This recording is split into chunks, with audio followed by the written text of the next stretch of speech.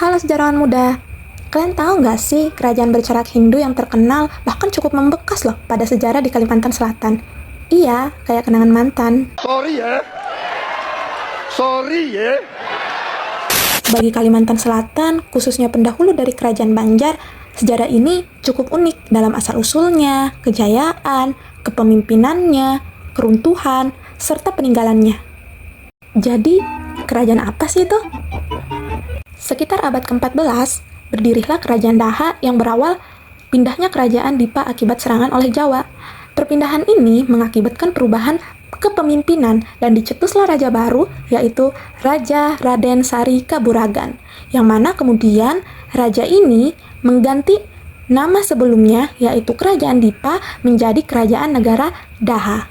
Tapi sebelum lanjut, kalian tahu nggak sih Raja Kaburagan ini cukup lama loh berkuasanya, sekitar sejak tahun 1448 sampai 1486, terhitung 30 tahun lamanya. Masa-masa kejayaan negara Daha ini udah pastinya cukup banyak ya, karena tidak dapat dipungkiri dari letak lokasi kerajaan Daha yang berada di hilir sungai dan juga beribu kotakan di Muara Hulak atau dikenal dengan sebutan kota negara. Jelas menjadi pusat perdagangan penting dalam perekonomiannya. Dengan pemimpin-pemimpin gagah perkasa dari Raden Sari Kaburagan, Maharaja Sumarama, Arya Mangkubumi, dan juga Pangan Tumanggung. Kerajaan Daha cukup bertahan dengan para pemimpin yang memiliki peran hebat untuk perkembangan masyarakatnya. Tak dipungkiri, dari sumber daya dan kesuksesan Kerajaan Daha, pastinya perselisihan dalam hak waris dan juga kekuasaan selalu terjadi di sebuah kerajaan, termasuk perebutan tahta paman dan juga keponakannya. Biasanya nih ya, yang tua ngalah nggak sih? Tapi setelah dipikir-pikir, mau zaman dulu atau sekarang, 11-12 lah, rebutan waris atau gak rebutan laki orang.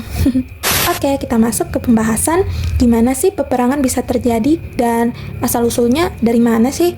Nah, jadi masa itu ketika Maharaja Sukaraman ini mengeluarkan wasiatnya yang berisi saat kepergiannya nanti, semua kekuasaan akan dilimpahkan sama cucu tersayangnya, yaitu Raden Samudra.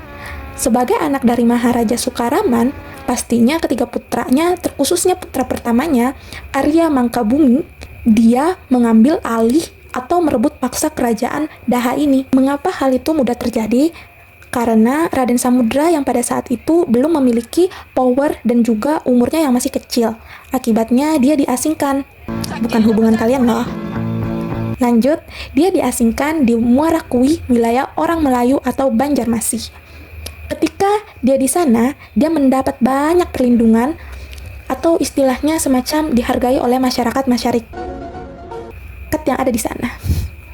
Singkat cerita, Raden Samudra yang sudah beranjak dewasa dan juga populernya dalam masyarakat Banjarmasin diangkat menjadi sebagai pemimpin di Banjarmasin. Dengan kekuasaan besarnya di wilayah tersebut, ia pastinya memanfaatkan untuk kembali mengambil hak sebagai pewaris asli dari Kerajaan Daha. Saat itu, Raden Samudra meminta bantuan dari Kerajaan Demak untuk mengalahkan Kerajaan Daha.